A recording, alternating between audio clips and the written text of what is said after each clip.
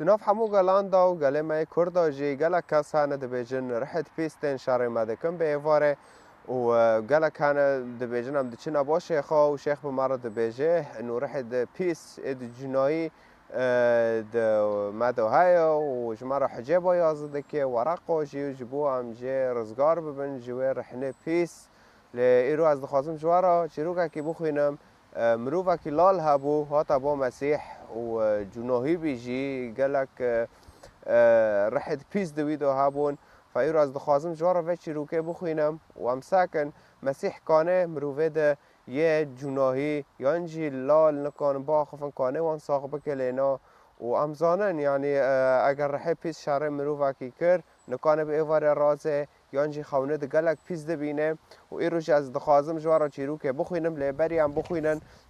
چند پیف هنه دبی اموه پیف نادا خافیر بکن حیام کانه بن چیروکه باش فیم بکن پیوا سفتح لال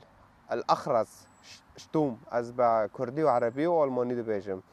جنایی يسكنه الشيطان بوزن جايست جني شيطان ديمون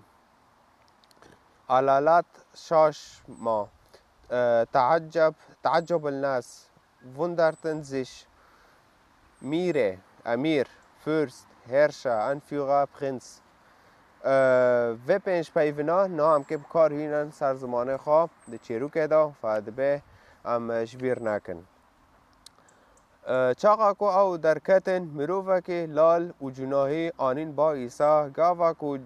جنوی هاد درخستن مروفه کو لال بو پیوی علالات شاشما و گوت لإسرائیل تشتكي وها قد نهاتي ديتن لفريزيان گوت او به دست میر جنان دردخه نه جمع آیت بخوینن جبان وسی آیت نا باش فهم کن هم چیرو که باش فهم کن دبه چاقا کو او درکتن مروفه کی لال و جناهی آنین با ایسا اگر این وگرم ویدیو بری و اینه زانب المسیح جکو داره درکت و دو را مروفه کی لال و جناهی آنین با ایسا لال و انسانون اخرس جناهی یعنی رحت پیس دیدو هنه و هنان با ایسا گاوا کو جن وی هاتن درخستن مسیح رحت پیس جوی درخستن پشتی او رحنا جوی منوفی درخستن منوفه کو لال بو پیوی